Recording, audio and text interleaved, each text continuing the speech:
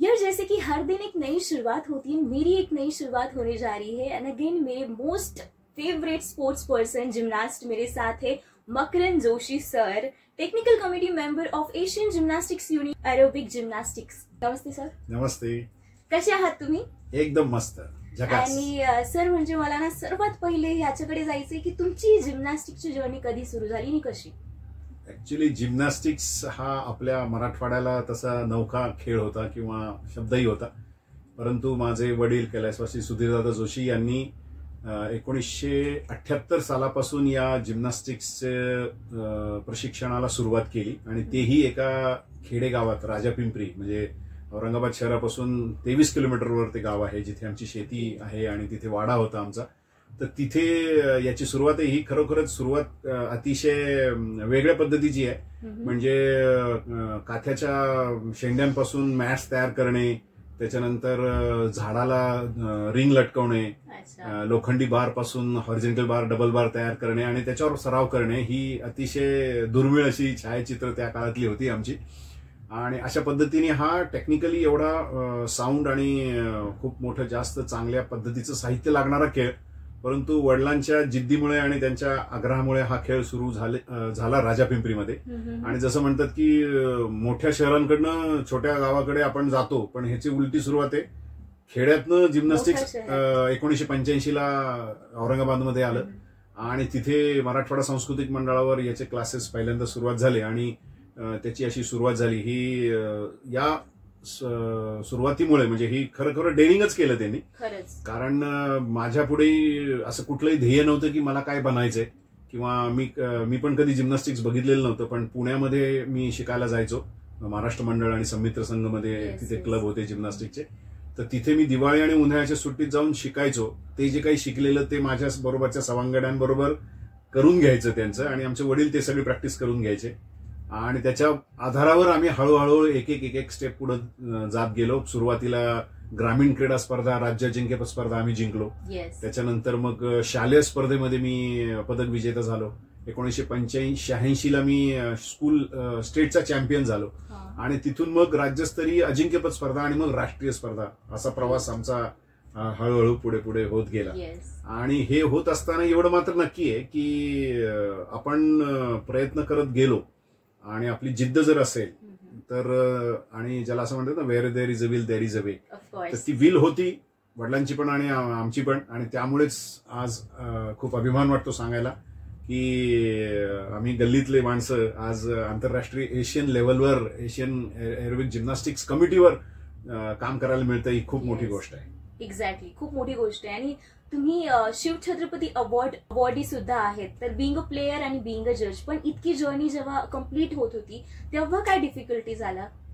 खूप अडचणी आल्या. मी जसं म्हणलं की साहित्य चांगलं नाही, प्रशिक्षक आम्हाला रेग्युलर मिळालं नाही, कारण आम्हाला बाहेर सुट्टीमध्ये जाऊन शिकावं लागायचं पुण्यामध्ये, किंवा प्रशिक्षकांना बोलवावं लागायचं 10 दिवस 15 दिवस इथे कोचिंगला.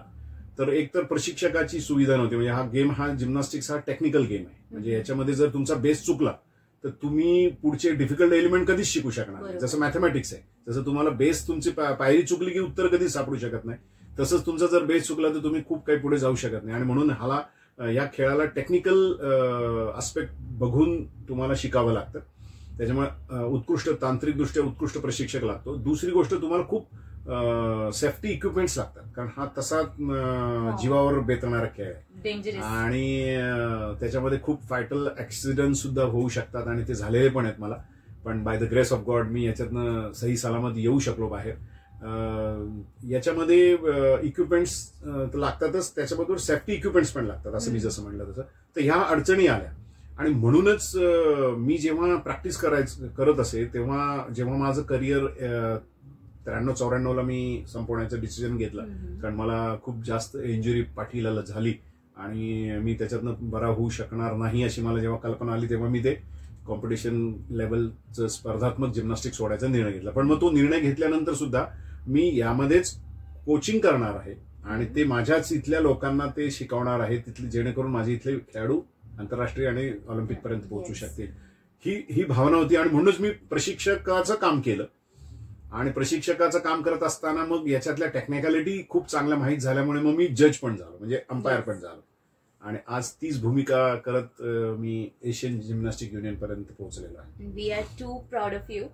तर यासोबत जसं आपण ऑलिम्पिक बद्दल चर्चा करणार आहोत, तर ऑलिम्पिकमध्ये सध्या जे झालंय विनेश फोगाटचा किस्सा, तर लोक खूप क्रिटिसाइजही करताय तिला आणि म्हणताय की ही कॉन्ट्रोवर्सी कन्स्पिरसी तर नाहीये इंडियाच्या खिलाफ, आणि खूप लोक म्हणताय की हे फॅक्ट आहे, we have to accept it. याबद्दल तुम्ही काय बोलता? ऍक्च्युली याला दोन्ही बाजू आहेत. म्हणजे ऍक्च्युली तिची जी मेहनत आहे त्याला तुम्ही डिनायच करू शकत नाही, किंवा ती जी ज्या लेव्हलला पोहोचली विनेश फोगाट, तेव्हा तिच्या मेहनतीला आणि ती ज्या दिवशी फायनलला पोहोचलेली आहे त्या दिवशीची मेहनत ती कोणी तुम्ही हिसकावून घेऊ शकत नाही. आता प्रश्न असा आहे की मग ती खालच्या गटात अरे खेळू शकतात, ओपन आहे. म्हणजे हे नियमावली अशी आहे की तुम्ही वजन जर कमी करू शकणार असाल तर तुम्हाला खालच्या गटामध्ये खेळता येतं, आणि ते तिने केलं. असे अनेक रेसलर्स करतात की जेणेकरून आपल्याला कमी वजनाच्या खेळाडूंबरोबर खेळून आपल्याला जिंकता येऊ शकेल. आणि परंतु दुसरी बाजू त्याची अशी आहे की नियम जे असतात हे नियम स्पर्धेची जी ऑर्गनायझिंग कमिटी असते किंवा ऑलिम्पिक काउन्सिल आहे, इंटरनॅशनल ऑलिम्पिक काउन्सिल IOC, तर यांच्याद्वारे नियम प्रत्येक स्पर्धेला निर्गमित केले जातात. आणि ते जे नियम आहेत जे तुम्हाला वर्क प्लॅन मध्ये दिलेले असतात त्याला तुम्ही स्टिकअप राहावं लागतं. आता अनेक लोक म्हणले की पहिल्या दिवशी जर वजन झालं तर मग दुसऱ्या दिवशी करायची काय गरज आहे, पण हा नियम आहे. आता नियम आहे म्हटल्यानंतर तुम्हाला तो you have to follow. Exactly. तर त्यामुळे तो नियम तिने फॉलो करायचा प्रयत्न केला. पण आता शेवटी तुमचं शरीर आहे, तुम्ही जेव्हा एखादी बाऊट खेळताय, दुसरी बाऊट तुम्हाला पुन्हा करायची आहे, तेव्हा तुम्हाला एनर्जी तर घ्यावी लागणार. आणि त्या एनर्जीमध्ये तिच्या मेटाबॉलिझमच्या सिस्टीममुळे कदाचित तिचं वजन वाढलंय, पण तिने रात्रभर ट्रेनिंग करून ते 2.5 किलो वजन कमी केलंय ना, ह्याचं कोणीच लक्ष घेत नाहीये. आणि ते तिने इतकं वेगरसली केलंय की ती दुसऱ्या दिवशी बाऊट खेळली असती तर काय झालं असतं हे आपल्याला माहिती नाहीये. म्हणजे इतकं तिने स्वतःला त्या ह्याच्यामध्ये आणण्याचा प्रयत्न केला, केली असती. पण ठीक आहे, शेवटी नियम आहेत आणि त्या नियमाला आपण स्टिकअप राहणं किंवा ते पालन करणं हे आपलं काम असतं. पण नक्कीच ऑफकोर्स तिचं जी काही मेहनत आहे, तिने जी काही तो मिळवलेला त्या दिवशीचा जो काही परफॉर्मन्स आहे तो तर तिच्या हातून कोणी हिसकावून घेऊ शकत नाही. भलेही तिला ऑलिम्पिक काउन्सिलनी नेक्स्ट डेला वजन वाढल्यामुळे तिला खेळू दिलं नाही, पण हा परफॉर्मन्स वॉज ग्रेट आणि त्याच्यामुळेच ती ग्रेट आहे. ठीक आहे, दुसरे लोक दुसरी बाजू मांडतात की तिने मग असं केलं तसं केलं, पण शेवटी खेळाडू आहे म्हटल्यानंतर तो त्याच्या स्वतःच्या मेडलसाठी किंवा त्याला जिंकण्यासाठी तो वजन कमी करणं हे काही तिने काही नियमाच्या बाह्य केलेलं नाहीये ना, नियमाच्या बाह्य नाहीये काही. आणि म्हणून तो रिस्पेक्ट तिला मिळणं आवश्यकच आहे. आता दुसरं एक उदाहरण मी तुम्हाला सांगतो याच्यामध्ये की नियम कसा असतो त्याच्याबद्दल. एक जिम्नॅस्टिक्स मध्येच घडलेली घटना आहे ऑलिम्पिकमध्ये. अमेरिकेची जिम्नास्ट आहे जी फ्लोअरमध्ये 4थ्या क्रमांकावर होती. तर तिचा स्कोर जो दिला गेला, तिच्या स्कोरला अमेरिकन कोचेसनी डिक्लेअर झाल्यानंतर प्रोटेस्ट दिलं. आणि त्या प्रोटेस्ट दिल्यानंतर कमिटी सुपिरियर ज्युरी बसली आणि त्यांच्या लक्षात आलं की हिचा हा जो स्कोर आहे डिफिकल्टी लेवलची आहे ही थोडीशी वाढलेली आहे आणि त्यांनी त्याच्यामुळे तिचा स्कोर वाढून दिला. आणि त्यामुळे ती 4थ्या नंबरवर 3rd नंबरवर आली आणि तिला मेडल दिलं गेलं. परंतु नंतर काय झालं की जी 3rd होती रोमानियाची जिम्नास्ट, तिला तिच्या कोचनी यांच्या अगेन्स्टवर प्रोटेस्ट केलं की ते प्रोटेस्ट काय होतं, मार्क वाढवायचे बद्दलचं नव्हतं. प्रोटेस्ट दिलेला जो वेळ आहे प्रोटेस्ट करण्यासाठीचा तो 4 मिनिटांचा आहे. 4 मिनिटाच्या नंतर यांनी प्रोटेस्ट केलेलं आहे असा त्यांच्यावर आक्षेप होता. पुन्हा कमिटी बसली, टायमिंग मॅन्युटली चेक झालं आणि केवळ 4 सेकंद त्यांना लेट झाला होता म्हणून त्या मुलीचं मेडल पुन्हा काढून घेण्यात आलं. म्हणजे मला सांगायचा हा इथे उद्देश आहे की आपण भांडलो, आपलं बाजू मांडली, मान्य आहे, परंतु नियमाच्या ह्याच्यात ऑलिम्पिक कमिटीने जो घेतला निर्णय आता हा जिम्नॅस्टिकचा मधला सुद्धा आहे तो 4 सेकंद ती पुढे गेला तिचा प्रोटेस्ट देण्याचा वेळ, तर ते प्रोटेस्ट कॅन्सल केलं गेलं आणि पुन्हा तिचं मेडल काढून रुमानियाच्या जिम्नास्टला दिलं. म्हणजे रूल्स किती फॉलो केला जातो. Yes, it's not about India conspiracy. Exactly. तर म्हणजे हे फक्त आपण आपल्याच खेळाडूच्या बाबतीत असं गरज धरू नका किंवा त्याच्यावर त्याला रंग लावू नका. माझं एवढंच म्हणणं आहे की हे नियम आहेत तर आपण नियमांनी काटेकोरपणे पाळण्यासाठी, आणि म्हणून स्पोर्ट्सला डिसिप्लिन असं म्हणतात. एक्झॅक्टली. आणि स्पोर्ट्सचं नाव घेतलंय तर मला हे विचारायचं की आपल्या इंडियामध्ये स्पोर्ट्स कमी असतं, तुम्हाला काय वाटतं? म्हणजे आपण अवेअर आहे का स्पोर्ट्स कमी असं नाहीये, पण स्पोर्ट्समध्ये मी जसं म्हटलं ना आपल्याकडे त्या स्पोर्ट्सला बघण्याचा दृष्टिकोन नाहीये. स्पोर्ट्सकडे बघण्याचा दृष्टिकोन. आता मी स्पोर्ट्स करतोय कशासाठी करतोय तर मला फक्त काहीतरी रोजीरोटी मिळावी किंवा मला काहीतरी जॉब मिळावा किंवा मला फक्त एक जस्ट रिक्रिएशन आहे. आजकालच्या याच्यात ना स्पोर्ट्स म्हणजे फेम मुळे झालंय आता, की सोशल मीडियावर लोक ओळखेल बाबा की आपण काहीतरी करतोय. एक्झॅक्टली. जर स्पोर्ट्स पर्सन झालं तर विराट कोहली समोर येतो, सचिन तेंडुलकर येतो, पण नीरज चोप्रा केव्हा येतो जेव्हा त्याला ऑलिम्पिक्स मध्ये गोल्ड मेडल भेटतं. याबद्दल काय बोलणार? ऍक्च्युली याच्यामध्ये थोडंसं आपल्या असोसिएशनचा पार्ट आहे, म्हणजे ज्या संघटना आहेत ज्या रन करतात या वेगवेगळ्या डिसिप्लिन, तर याच्यामध्ये त्यांच्याकडे ती संघटनेमधली जी एक ऍडमिनिस्ट्रेटिव्ह बाजू असते ती थोडीशी कमी आहे. कारण जसं क्रिकेट बघा, आपल्याला खूप जास्त त्यांची पब्लिसिटी असते, त्याचे प्रक्षेपण वेगवेगळ्या ठिकाणी वेगवेगळ्या चॅनल्सवर असतात, त्याचे डिस्कशन्स असतात, पॅनल डिस्कशन असतं. पण कधी चोप्राच्या थ्रोईवर किंवा त्यांनी जो थ्रो केला किंवा त्याची जी ट्रेनिंग चालू आहे याच्यावर कधी आपण पॅनल डिस्कशन बघितलं नाही. फक्त ज्या दिवशी ऑलिम्पिकमध्ये तो मेडल जिंकेल त्या दिवशी असेल. आता मनु भाकरचं उदाहरण घ्या, तिची आता फेम ती आता होती. पण मला हेच म्हणायचंय की हे असोसिएशनच्या कडनं प्रसिद्धी विभाग जो असतो तो थोडा कुठेतरी कमी पडतो. त्याची खेळाला प्रसिद्धी देण्याची जी टीम आहे ती कुठेतरी आपल्याकडे कमी आहे असं मला वाटतं. अर्थातच याचं कारण थोडंसं इकॉनॉमिकल पण आहे. जसं क्रिकेटमध्ये खूप जास्त पैसा आहे, त्यामुळे ते मीडियाला पण व्यवस्थित हँडल करू शकतात, लोकांपर्यंत पोहोचू शकतात, जाहिराती देऊ शकतात. कारण शेवटी तुमचा खेळ हा किती लोकांपर्यंत पोहोचतो याच्यावरच तुम्हाला जाहिरात मिळणार आहे. म्हणजे 20,000 लोक येणार असतील तर नक्कीच तुम्हाला तिथं स्पॉन्सरशिप मिळतील. पण तुमच्याकडे फक्त 100 आणि 200 लोक येतात एखाद्या स्पर्धे बघायला, तर ऍडव्हर्टाईज करणारे लोक तुमच्याकडे कशी येतील? Yes, exactly. हा थोडासा मुद्दा असोसिएशनच्या संदर्भात आहे, कारण मी त्याच्यामध्ये काम करतो. आणि म्हणून जसं तू म्हणालीस की क्रिकेटला पटकन क्रेज आहे, वाव आहे, किंवा ते थोडी अजूनच वाढवली लेवलवर. तर ती ही व्यावसायिक दृष्टी जी आहे ना ही आपल्या संघटनांकडे यायला पाहिजे. आणि ती कदाचित आता काही स्पोर्ट्समध्ये येते आणि त्यामुळे ते येणाऱ्या काळामध्ये ते नक्की येईल. आणि म्हणूनच आज आपण बघितलं, जरी ऑलिम्पिकला आपल्याला 6 मेडल्स असले तरी आपण एशियन गेम्समध्ये 100 मेडल जिंकलेले आहेत. 100च्या वर, म्हणजे चांगली आपली सुरुवात आहे. फक्त आता त्याला आपल्याला आपल्या इथल्या खेळाडूंना फोकस राहण्याची आणि आपल्या ध्येयावर लक्ष केंद्रित करून आपण जास्तीत जास्त आपलं ध्येय कसं अचीव्ह करू याच्यावर जास्त फोकस होण्याची आवश्यकता आहे. एक्झॅक्टली. आणि जसं की नॅशनल स्पोर्ट्स डे आहे, मेजर ध्यानचंदच्या नावाने आपण सेलिब्रेट करतो. आणि खूप जणांना जर मी विचारलं ना आपला नॅशनल स्पोर्ट्स काय, तर तेही हॉकी म्हणतात, विच इज नॉट करेक्ट ना? No, it is correct. Actually गव्हर्नमेंटनी हॉकी हा आपला राष्ट्रीय खेळ डिक्लेअर केलेला आहे. आणि हे जरी असलं तरी आज आपल्याला क्रिकेटमुळेच आपण सगळेजण झालेलो आहोत. परंतु वास्तविक हॉकी आपला हा खेळ. आणि आज जसं आता तू उल्लेख केलास की मेजर ध्यानचंद हे खरोखरीच हॉकीचे जादूगर समजले जातात. आणि जसं मी मागे पण एका ह्याच्यामध्ये उल्लेख केला होता की आम्ही प्रत्येक वेळेस आम्हाला सुविधा नाहीत, आम्हाला ग्राउंड नाही, आम्हाला हे नाही, आम्हाला ते नाही असं फक्त म्हणत आपलं फक्त सेल्फ डिफेन्स करत असतो. परंतु मेजर ध्यानचंद यांच्याकडे जर बघितलं, त्यांचं जर जीवनचरित्र बघितलं आपण, तर ते रेल्वे पटरीवर हॉकीची प्रॅक्टिस करायचे. त्यांच्याकडे ग्राउंड नसताना पटरीवर बॉल ड्रिबल करत घेऊन जाणे आणि घेऊन येणे असे काही किलोमीटर ते करत असायचे. आणि त्याच्यामधनं त्यांच्यामध्ये जे स्किल निर्माण झालं हॉकीचं, ते आज आपण त्यांना जादूगर म्हणून ओळखतो. तेव्हा जर आपली इच्छा असेल आणि आपल्याला जर काही करायचं असेल, ही जर मनात बाळगली आणि आपण नेटाने त्याचे प्रयत्न केले तर सक्सेस नक्की मिळतं. ही एक प्रेरणा या मेजर ध्यानचंदकडनं घेण्यासाठीची आहे सर्व खेळाडूंना.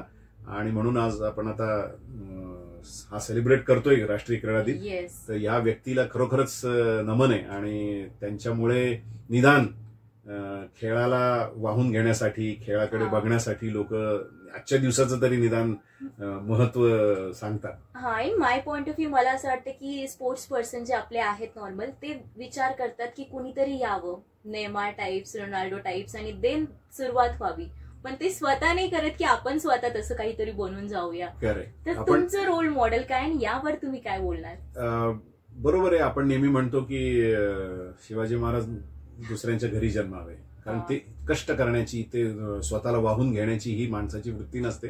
आणि म्हणून आपल्याला फक्त बाहेरच्या खेळाडूचं कडनं बघितल्यानंतर त्याला आपण फॉलो करतो, त्याच्या मागे जातो, हे मान्य आहे. परंतु त्या व्यक्तीची मेहनत, त्या व्यक्तीचं कष्ट, त्यांनी किती डेडिकेशननी या फील्डमध्ये त्यांनी काम केलेलं आहे, किती स्ट्रगल्स त्याच्या लाईफमध्ये आहेत, आणि मला दुसरी महत्वाची गोष्ट नेहमी सांगावीशी वाटते की जेव्हा माणूस फेम होतो आणि तो प्रसिद्ध झालेला व्यक्ती जर सातत्याने यश मिळत असेल तर तो खरा ग्रेट माणूस आहे.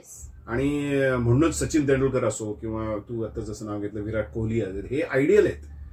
किंवा आता हा नीरज चोप्रा आहे किंवा ही तुमची आता मनू भाकर आहे. काही वर्षापासून हे लोक मेहनत करतायत आणि ऑलिम्पिकला मेडल मिळाल्यानंतर सुद्धा इतके करोड्स आपण त्याचं जर हे बघितलं त्यांचं पर्सनल डायरी, तर त्यांना आता काही पैशाची कमी आहे असं होत नाही. पण असं असताना सुद्धा ते आपल्या खेळावर इतके फोकस आहेत आणि ते त्यांचा परफॉर्मन्स एवढा वाढवत आहेत, ही फार महत्वाची गोष्ट. कारण एकदा माणसाला सगळं मिळालं की माणूस सुखावं होतो, त्याला असं वाटतं की आता संतुष्ट होतो आणि मग तो त्याचा परफॉर्मन्स जो करायचा आहे किंवा त्याला जे सातत्य टिकवायचं ते टिकवता येत नाही. त्यामुळे या खेळामध्ये येत असताना आपल्या या आयडियल लोकांकडे बघून आपण हे शिकलं पाहिजे की त्यांनी जी त्यांच्या लाईफमध्ये जी पथ्य पाळलेली आहेत, काही रूल्स त्यांनी सेट केलेले आहेत, त्यांनी त्याचं स्वतःचं एक लाईफस्टाईल सेट केलेली आहे, ती तशी लाईफस्टाईल सेट करून आपण आपल्या खेळामध्ये त्यांना फॉलो करत आपण पुढे जायला पाहिजे असं मला वाटतं. आपण लांबून आपल्याला वाटतं की अरे काय त्याला तर एवढी कार आहे, त्याच्याकडे एवढा बंगला आहे, त्याच्याकडे एवढे पैसे आहेत. अरे पण ते असताना सुद्धा तो आज ग्राउंडवर किती तास मेहनत करतोय हे आपण लक्षात घेणं फार महत्वाचं आहे. आणि खूप लोकांमध्ये असं होतं की स्ट्रगल तो तेवढ्यापर्यंत करतात जेवढ्यापर्यंत ते सक्सेस नाही होत. एकदा सक्सेस झाल्यावर त्यांची मेहनत सुटते. That is the problem of our people. Exactly, बरोबर तू ओळखलेलेस आपल्या भारतीय माणसाची सायकोलॉजी. आणि त्यामुळेच आपण बघतो की आपल्याला एखाद्या स्पर्धेत बक्षीस मिळालं की नंतर तो खेळाडू कुठेच दिसत नाही. बस मला मी अचीव्ह झालं. आता माझ्याकडे पण बघतो ना की मी नॅशनल मेडल जिंकलं, मला काही स्कॉलरशिप मिळाली की झालं, माझं संपलं. मी इंटरनॅशनलला गेलो, मी फक्त पार्टिसिपेट झालो, संपलं. अरे पण तू आता इंटरनॅशनलला गेलायस, तिथे मेडल अजून मिळालेलं नाही तुला, तू पुढच्या स्पर्धेला अजून पात्र ठरलेलं नाहीयेस. तर ही गोष्ट तुझ्यामध्ये ती जी भूक म्हणतो आपण त्याला, तर ती असली पाहिजे सातत्याने आणि त्याच्यासाठी कठोर मेहनत करण्याची आपली तयारी असली पाहिजे. हाच या निमित्ताने एक संदेश आपण या खेळाडूंच्याकडनं घेतला पाहिजे जे मोठे रिनाऊंड पर्सन आहेत. त्यामुळे मला असं वाटतं की ते जे आपण आपले आयडियल्स आहेत यांना फक्त आपण नुसतं ते कोणचं टी शर्ट घालतात आणि कोणचे शूज घालतात आणि ते कोणचं काय पदार्थ खातात याच्याकडेच न जाता किंवा कोणत्या गाडीमध्ये फिरतात एवढंच न बघता की ते आपल्या लाईफस्टाईल मध्ये किती स्टिकअप आहेत आपल्या ट्रेनिंगच्या बाबतीत, आपल्या डाएटच्या बाबतीत, आपल्या एकंदर लाईफस्टाईलच्या बाबतीत, हे आपण जास्त बघितलं पाहिजे. Very true. एक last message for our listeners and audience. Yes, नक्कीच आवडेल. मी आज एमजीएम मध्ये आलोय आणि मला खूप छान वाटतं की एमजीएम सारख्या आमच्या छत्रपती संभाजीनगरल्या शहरामधल्या या युनिव्हर्सिटीमध्ये अत्यंत स्पोर्ट्सला खूप छान सुविधा उपलब्ध केलेल्या आहेत आणि त्या सर्व सुविधा एका विशिष्ट स्टँडर्डच्या आहेत आणि ज्याचा फायदा येथील सर्व खेळाडूंना होईल. तेव्हा या क्रीडा दिनानिमित्त सर्वांना मी आवाहन करतो की या एमजीएम मधल्या स्पोर्ट्स फॅसिलिटीजचा आपण जास्तीत जास्त वापर करावा, फायदा घ्यावा आणि आपलं स्पोर्ट्समध्ये करिअर घडावं. स्पोर्ट्स ही जीवनाला आवश्यक असलेली एक बाब आहे, कारण स्पोर्ट्समुळे आपल्या जीवनामध्ये नुसतेच फिजिओलॉजिकल नाही, तुमचे शारीरिक नाही, बायोलॉजिकल आणि सायकोलॉजिकल बेनिफिट्स पण तुम्हाला मिळतात, सोशल तर मिळतातच आणि आता तर इकॉनॉमिकल बेनिफिट्स सुद्धा मिळायला लागले. तेव्हा खेळ ही सर्वांगीण विकासाची एक धारा आहे ही आणि त्याच्यात सर्वांनी जोडलं पाहिजे, तरच आपण खऱ्या अर्थाने जीवनाचा आनंद घेण्यासाठी तयार होऊ असं मला वाटतं. आणि त्यामुळे आपण सर्वांनी या स्पोर्ट्स ऍक्टिव्हिटीमध्ये आपल्या जीवनामध्ये त्याचा एक तो अविभाज्य भाग बनवला पाहिजे असंच या वेळी मी सर्वांना सांगेन. आणि सर्वांनी खेळत राहा, आनंदी राहा, तरच आपलं जीवन आपण नॉर्मल जीवन जगू शकू. तेव्हा game of life is gem of life एवढं मी बोलू शकेन. Thank you so much for your valuable words. And of course follow your heart and stay tuned to MGM 90.8 FM. साथ है तो बात है.